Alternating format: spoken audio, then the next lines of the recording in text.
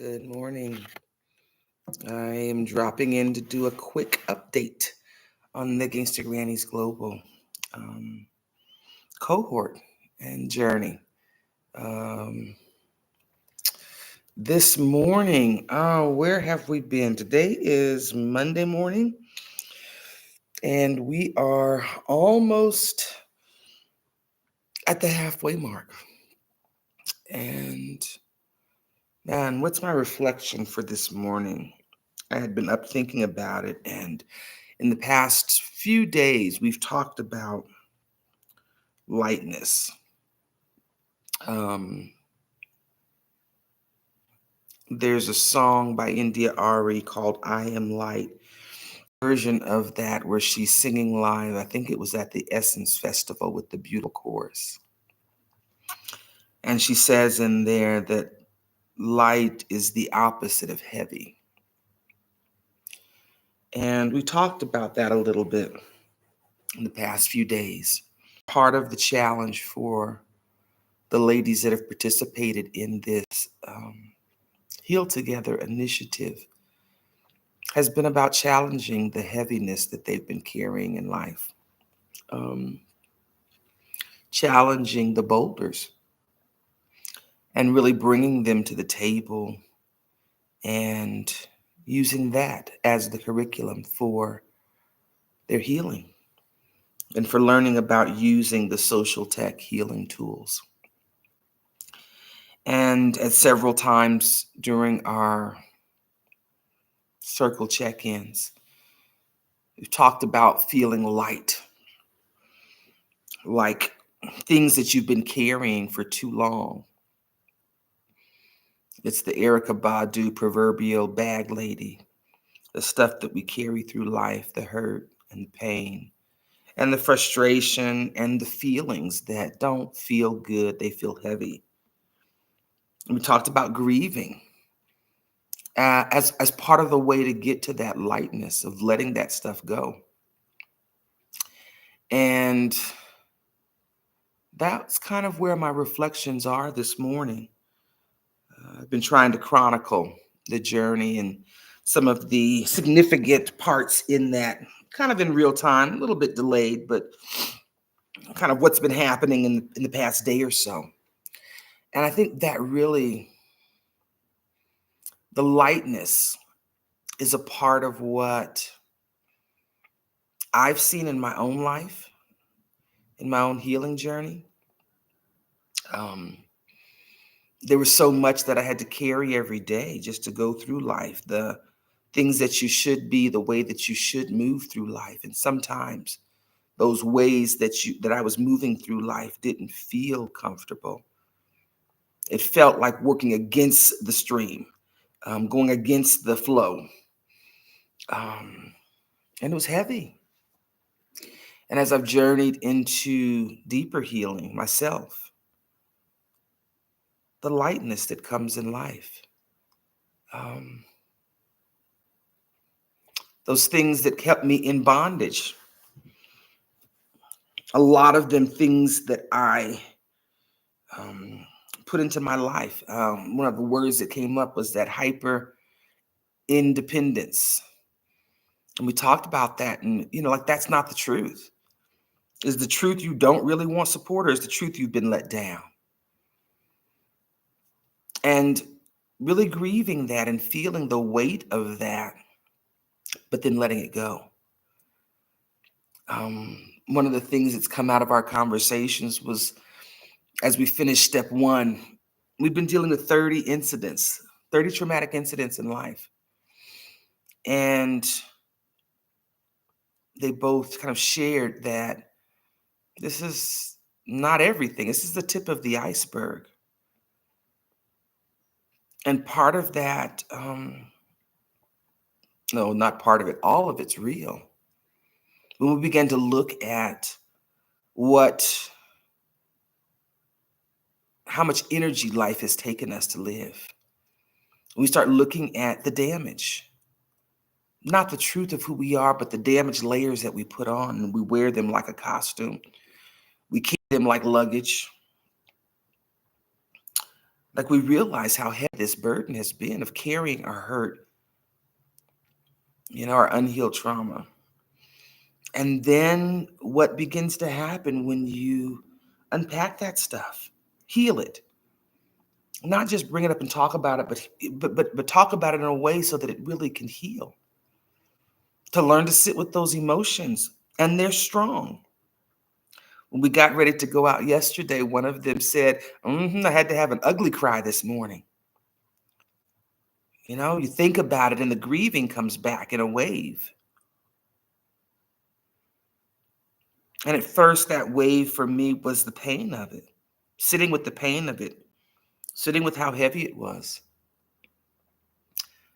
But then eventually, when it comes back in waves, it comes back as gratitude. Gratitude for surviving, gratitude for moving to a place of healing, greater healing, gratitude of remembering what that weight was like to carry and being grateful that I'm not carrying it anymore. The weight gets lighter and lighter. The burden gets lighter and lighter. And I thought about that just in a regular day kind of scope of things.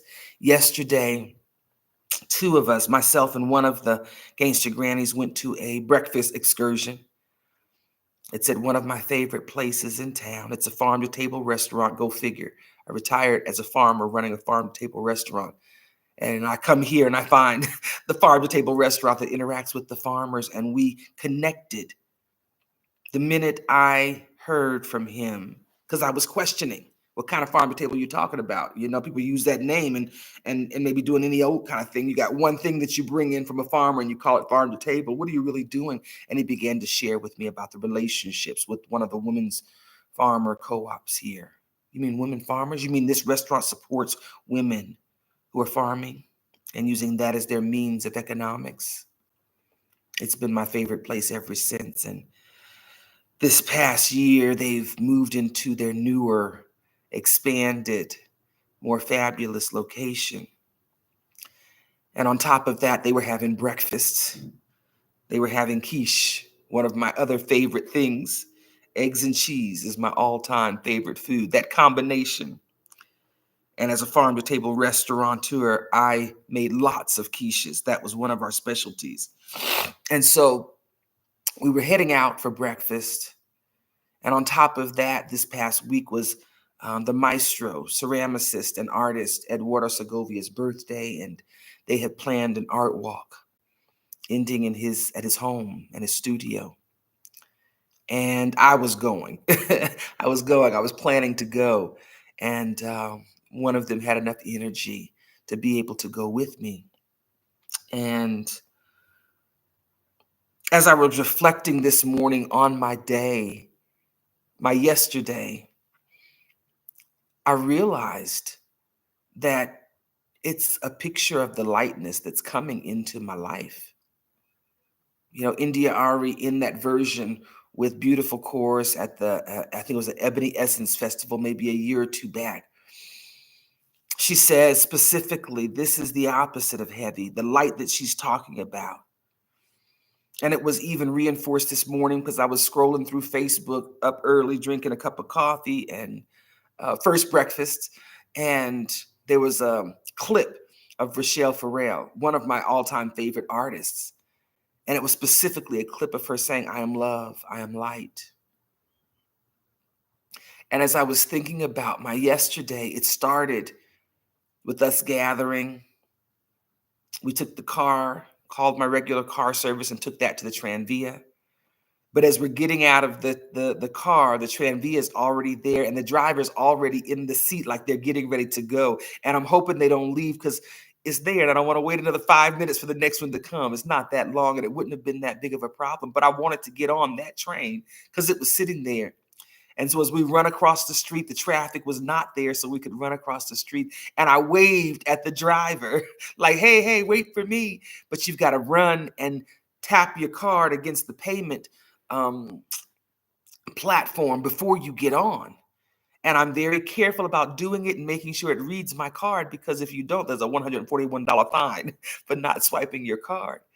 And I know that they come through our trains and they check that. They have the person that comes through with the card reader and just checks accountability. And so we ran and he waited. Not only that, he opened the doors back for us. There's a button you push to open them, but he saw us and he saw what was happening and he was waiting for us. And we get into the train and get off at our destination. But as we get off, we see two people. They look like they're not Ecuadorians. One's a white gentleman, and then there's a black lady. And I said, they don't look like they're Ecuadorians, either one of them. And so they're up ahead of us, maybe 30 paces, and we say good morning in some form of fashion. And they stop, and I'm nosy, and I say, good morning, might you be going to breakfast? Because he's walking down the street with a wine bottle at 8:45 in the morning. Might you be going to breakfast? And they said yes. And I said, might you be going to La Guarida? And they said, uh-huh. And in that moment, we realized we're going to the same place. And we stop on the side, walk there, about a half a block from our location, where we've gotten off the train, and they were coming from somewhere else. I don't know if they were on the train ahead of us, several cars ahead of us or not. But we made introductions. They're both from Florida, and they're friends. We later find out, because we found out all their business. They've been friends for 25 years. And his wife wasn't there. She was wherever their rental is, but the two of them were going to breakfast. She's of Jamaican descent. He's an American. And we marveled about the joy of being in Cuenca. Them as visitors, him as a repeating visitor. And even as we walked down the street towards the restaurant, out pops George. Out pops George. This is a city of 600,000 people, and George shows up. Now, George is my new friend. When the ladies came in, they come in on the van from Guayaquil, and oftentimes I will send our driver to go pick them up. He'll have a picture, and he'll go get them, because it makes it easier, especially if your Spanish is limited, to try to give directions, or just, move. It's newness. And we sent a driver, but and the man asked them if they wanted a ride. And they asked him, can you take us to LaRahna's house? And he said, yeah. He wasn't the driver that I had sent. So I had to call and tell the car service, oh no, they got in a car, but it's not you guys. So cancel the driver that I sent you. They in a car with someone, and he could speak English because he's lived in New York for several years. And he was able to get them here. They pulled it up on Google Maps. And even though they went down a few one-way streets in a little bit of an indirect way to get here, they got here. And they made friends with George. I was grateful for George because George was so kind to bring all of their luggage to the 4th floor where the guest house is. He made sure that we had his number. If you need anything, I'll come get you. If you need a ride anywhere, I'll be on post. And as we're walking towards this restaurant, who do we see but George? I don't know if I would have seen George. George saw us. George recognized us. That one interaction that the ladies and I had with George. And George runs over. George was out cleaning his car out this morning, washing his car, vacuuming his car out, a little truck. George runs over and he hugs us and he greets us. Like he's asking what you doing in my neighborhood. And I'm asking him what you doing in my favorite neighborhood in front of my favorite place. And we find out that George lives there in this neighborhood, the 45.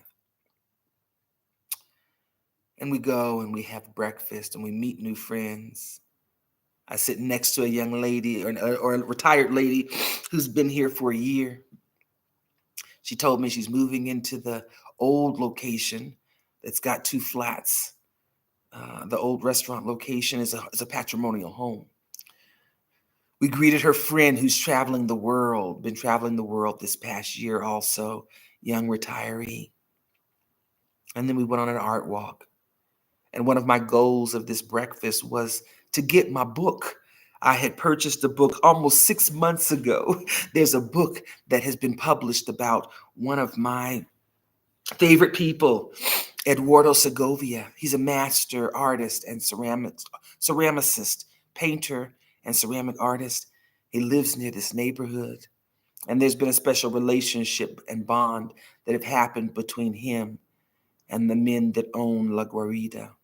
One of them fueling a passion for ceramics.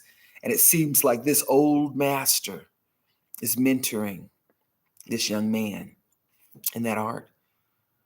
And so we walked through as we got prepared to walk through the neighborhood, and the restaurant owner, who also has been the president of the neighborhood association, began telling us about the art that we were going to see in the murals and how they came about. And it started with replicating the works of Eduardo Segovia. But I had said, I'm coming for breakfast, but I want my book. And I had been not picked it up because I wanted it signed by my friend, Eduardo Segovia. And as we're standing there on the street, and I've got a book now because I said, I'll just take it to his house and have him sign it himself. I have this book under my arm, and who walks up the street but Eduardo Segovia? And he walks up and he knows some of the people by name, including me. And with a big hug, arms wide open, he calls out, LaRahna. And I borrow a pen from a lady that's in our group, and he signs my book. And we hug and we walk. And eventually we end up at his house because at some point he breaks off and says, I'll be waiting for you at home. His studio, his showroom, his workshop is there at his home. And as we walk through the neighborhood and we arrive there, we're greeted by him and his wife. And there's hugs all around, and we're able to see the work that he's done. He's still a prolific artist. And I speak to his wife and I say, this is his expression of love, one of them, his art and what he gives of his passion. That's love being shared with others. I have several pieces that are special here. 3 of the pieces from Edward Segovia, but one of them that's special because it was a piece that he had in his home. It wasn't in the showroom. It wasn't for sale. And I asked him a special question, and his wife knew that she had a piece. And she says, it must have been waiting for you. It's a piece he did back in 2009. It's an unusual piece. She told me it was colors that he doesn't use. It's a design he doesn't use. And it must have been waiting for me. And we finished the walk and we went back towards the restaurant. And who do we see again but George? We decided that we were going to meet up with our other person because we had shopping to do. It was market run day. And instead of us going home and getting her, we were going to have her meet us at our first spot. And we were going to need a ride. And George said he'd be available. And so we said, George, will you take us? And he said yes. But as we're standing there, there's another older gentleman in the neighborhood. And he calls his name, Dr. So-and-so. And he comes over and he makes introductions. And we have a chat right there on the street corner. And we go to get in the car. And as we go to get in the car, I hear my name from down the street. LaRahna, and I hear, and we're half a block away, literally. And he says, I heard your voice from down the street. I knew it was you. And it was my friend Bert. Bert, for the past 5 or 6 years, has facilitated the Frisbee Fridays at Parque de la Madre every Friday at noon, most Fridays at noon. And I've had visitors and my schedule hasn't adjusted. And I plan other things in the time of that. Like I was at the spa during Frisbee Friday time this past week, and I haven't gotten to see all my friends, but I go and I run because at least we've crossed paths. And I said, I miss seeing you guys. And we hug and we chat about our friend who's in Africa with Frisbees.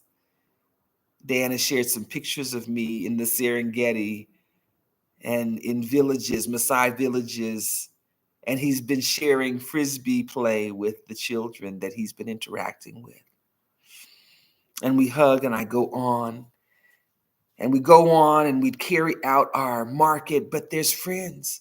My friend Yogi Berra sells nuts and treats at the market. and he recognizes me by name. It's others that I see. I get my flowers, and I carried out my flower bombing for the week. It was a gentleman who was loading up large bags of food and grains, rice. He was piling it up along the side of the road and probably waiting for a vehicle to come get him. And as I stood there, I asked him, "What you doing? What you got in those bags?" Because I'm nosy. And one of the bags, he had choclo, herbs, and grains. And I said, "You got a big family?" And he began to tell me his mother and his family and his grandchildren. And I said, "How old is your mother?" And he said something like late 70s. I don't even remember. And I decided that she was going to be the culprit of, or the recipient of the flower bomb. And so I gave him these flowers and I said, "Would you please share them with your mother and tell them that some lady at the market wanted to share some love with the flowers." And he smiled and we went back. I went back to my standing waiting for our car because we've got a whole row of bags and the ladies are holding the bench down and our bags are strewn everywhere. And we come home. And it was a full day of nothing really important. But it was a full day. And this morning, it was about lightness. Lovable creations. Hi, good morning. It was about lightness. It was about all the little things in life. None of them in and of themselves important. If I hadn't seen Bert, if George hadn't been there, it wasn't that we couldn't have gotten a car. We could have called a taxi, or I could have called my car service. But it was all these little connections. It was all of the things that brought me joy. It was the lightness where my fears and my insecurities and my guilt trips weren't the things governing my life. And life looks different from this perspective. Life looks different not worrying about what you wear. Some days what my hair is doing. Not worrying about what people think of me. Oh, that's not dignified, running across the street hollering at your friends down the street like y'all little kids. We are like unsupervised children. We are so many times. But that's my friend, and I was glad to see him. We share special moments of play at the park. That's like little kids. You show up at the park and, oh, there's your friends, and you haven't seen them in a while, and you're happy to see them. And I think that lightness is what India Ari and Michelle Farrell and those songs might be talking about. I am light. I'm lighter when I let go of those things that have weighed me down for so long. The inability to play because I was so busy holding up the pillars or fighting the fires of life, sometimes within me.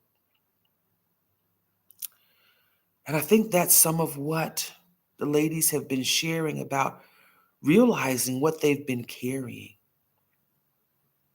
Looking at how heavy those loads have been. How heavy it's been to carry around the bondage. It's like having the ball and chain on your ankles and you're trying to run, but those things are weighing you down. And part of this journey is giving them the opportunity to reflect on the heaviness. I think we avoid that sometimes. We avoid the heaviness of life. We avoid the strong, uncomfortable emotions. And part of what I've shared with them is this is not asking you to do this. This is asking you to sit with those strong emotions. Well, how long? Until you're done. Until that anger flows through you. Both of the ladies have shared as we're moving into step 2 that the emotions were strong in step 1 as we brought up these issues, but as we go back to them now in step 2, the intensity is not nearly as strong. Some of the energy of that hurt and the pain is subsiding. This process is about equipping you with the capacity to deal with strong emotions. Life's not going to stop. These healing tools aren't going to stop there from being traumatic situations in life. It's just giving you tools on how to maneuver life through them, how to heal from them more quickly, how to stop some things, nip some things in the bud before they create the trauma, especially the things that you can control. This process doesn't promise that life becomes perfect. It just gives you tools to deal with it.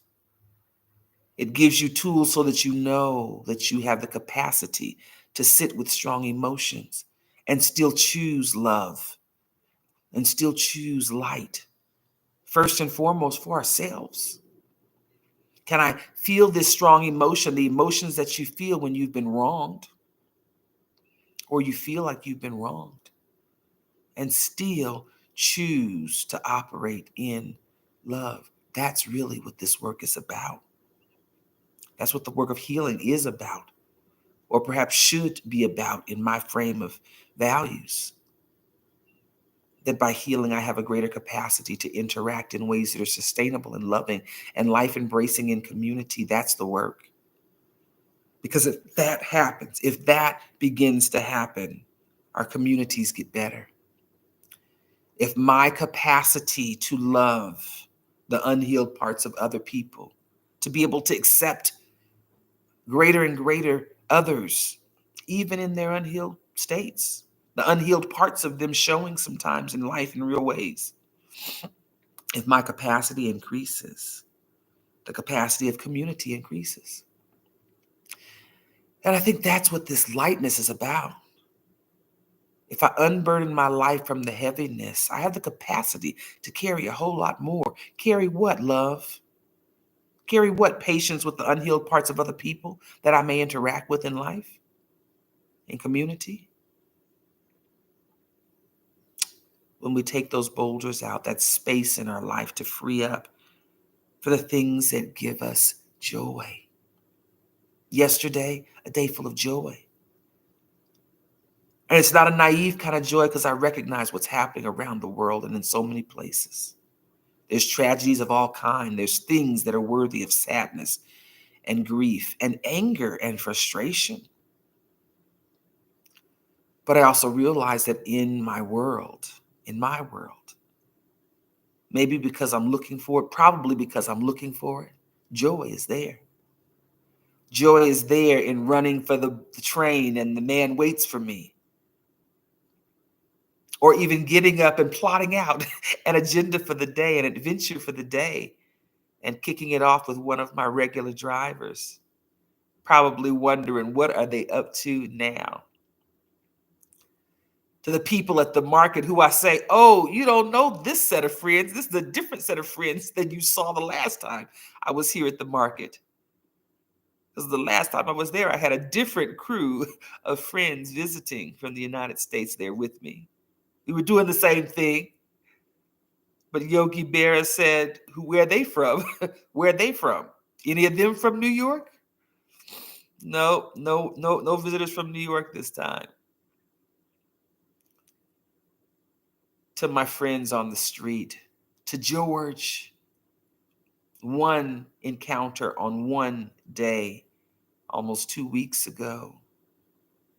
And he too remembers who I am, who Danielle is. There's a relationship and a connection, joy.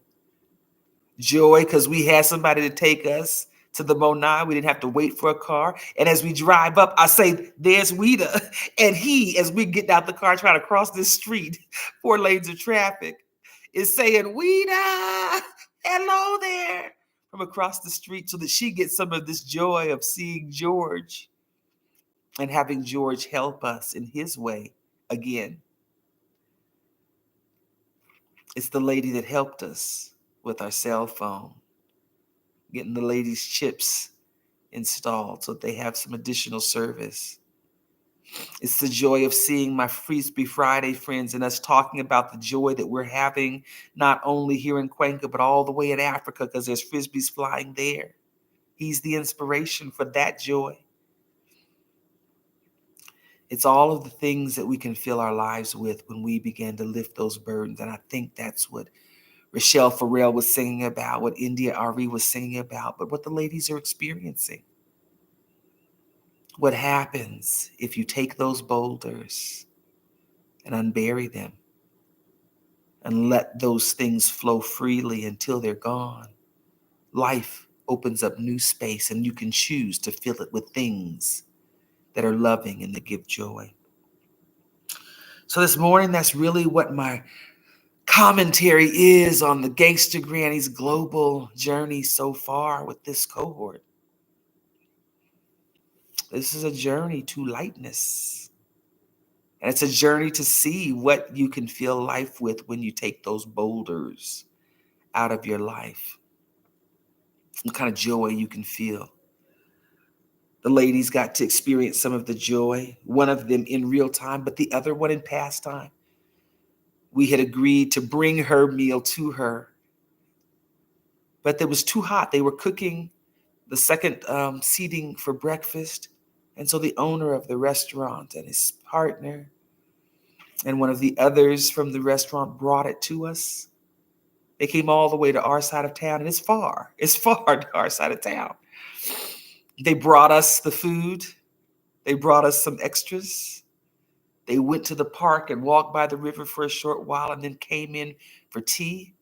We sat and chat and had tea. And just all of that. One day, just a regular day in Cuenca, a regular day in my life, but a regular day where I'm out looking for joy and joy shows up. And I'm grateful. And so I'm grateful to be able to share with the ladies and for them to be able to recognize that lightness is coming to their life. That they feel lighter after the ugly cry sometimes, after sitting with these strong emotions and letting them flow through them. And then releasing them ceremonially on Saturday, going up to Pachamama Hill is holy ground in this area where the Incans traveled through this area. It's the plateau that looks down into this valley, a place that's been a sacred place for generations. And to be able to hold ceremony with them. I'm grateful for Hector. Ceremony of intention as the new year emerges. The Mayan calendar. Saturday was the beginning of a new year and a time that's also often spent in reflection and contemplation and then releasing the old and setting intention for the new. Part of my intentions for the new day, every day. Find joy. Remove anything from my life that doesn't offer that. And I'm talking about the stuff the stuff I can heal from, the fear and the insecurities and the guilt. And then replace that space with things that give me joy. My kite flying, my window watching, on my perch from my kitchen window or my front patio watching the park motion. Quality time spent, children and adults riding bikes and rollerblades and playing soccer and duck, duck, goose, or just spending time together. Lightness. I am light. I am love more and more. And so that's really where my reflections are this morning. The ladies are experiencing some of the transformation of carrying the heaviness of life and moving to a place where they too are sharing that they are feeling lighter. And I'm grateful to be a part of their journey. Grateful to be able to witness the transformation. I've seen several things recently that says if you witness joy, if you witness loving encounters, just watching it does something for you too. So through their journeys, I get the joy of seeing that transformation of going from heaviness to light. And that is the work. That is affirming the purpose of this initiative. So that's where I'm at this morning. Light. What's heavy for you? And have you had times in your life where you've experienced that transformation from heaviness to lightness? A plug for the work that we're doing here, the International Welcome Center, the social tech work, the Global Underground Railroad work. We offer opportunities. The ladies are participating in our month-long healing intensive. Our intensive healing sabbatical is a deep dive, but we offer a shorter time commitment in our healing vacation retreat. We don't go as deep. We can't. It's not enough time. But it's a week of really learning these tools and helping you guide you through the healing steps that we feel can be lifestyle changing. We've got opportunities here. You can schedule a time to come down for a healing vacation retreat, but we have one on the calendar in November. In partnership with Tabasamu Africa Hub, we'll be hosting a healing vacation retreat in Kitale, Kenya. We are encouraging you to come. It's going to be an awesome opportunity to go and experience the excursions of Kenya while you're doing healing, but it will also be a cultural exchange where we'll be working with some of the leaders from the African region there around Kenya, Uganda, Tanzania, and Rwanda. And we will truly be healing together in a global way. We'll be bringing together 3 continents, unless somebody's coming down from Europe or some other continents that I don't know yet. But we'll be bringing together 3 continents and coming and truly healing together. Not just the participants, but the leaders are working actively and healing together actively. Part of the preparation in a healing first kind of experience like this is that our leaders are also healing together. It would not be truth if we tell you to come heal together and we aren't. And so these leaders have been committed. They've been committed for the past 6 months towards this healing work, where they too are doing their personal healing work. Because this healing first movement is about leading from your own life. If you can't live it, are you really the best people to lead it? If you aren't committed to a healing lifestyle, and I mean that literally, should you be leading others to healing? It's not that the information you may have is not relevant and not accurate. But this paradigm, I think, calls for leaders who are willing to live what they speak. Not fake it till you make it, but live it so that I can lead it. And I can lead it from a place of authenticity and honesty. So I'm excited if you're interested in some of the healing work that these ladies are doing, or that you may have seen in various places with any of the Gangsta Grannies and how they're chronicling their healing journey. Reach out. You can send an email to friends at nowastedtime.com, and you can go to the websites and get more information, globalundergroundrailroad.com, more information on the International Welcome Center. But if you'd like more information on some of the other programs and work that we're doing, building physical communities, intentional villages and communities, you can go to our collaborative site at nowastedtime.com and find out more about that. Yeah. That's what's been happening the past day or so. We've been working on lightness, getting light in life, and then finding other really cool ways to fill that space that we've moved big boulders out of. So thanks for letting me share. If you haven't checked out the ladies, by all means, go to the global Gangsta Grannies global website. There's a link in the chat, and tap on the social media pages for the different ladies, both from our January cohort. Diamond, the gallivanting grandma, and Wendy. I think her YouTube is Wendy with the white hair. And then Danielle Brooks and Weta Patton, who are in our July cohort. Check out their social media. Go and support them. Support the healing journeys that they're on. Give them some love and encouragement. And come join this movement and heal together with us. Healing is what's going to help us have the transformational changes that we need to do life differently, to heal community. We'd love to connect with you in whatever way feels good to you, whatever ways resonate. So reach out, but by all means, heal together. Um, Heal by any means, but it's so much easier when we do it together. So thank you for letting me kind of share. This is my morning commentary of just what's happening. What are the thoughts on my mind and my heart as we kind of move through this month together.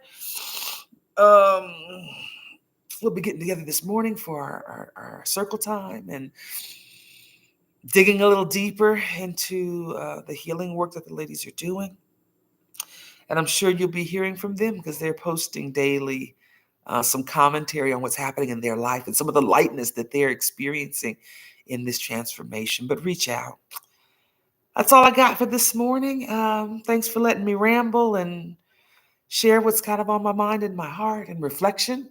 This kind of gives me some reminders of the journey that I can capture in real time. And yeah, have a great Monday. Have a great week. Good start to the week. And I'll catch you on the next time around. Live life fully today. Bye bye.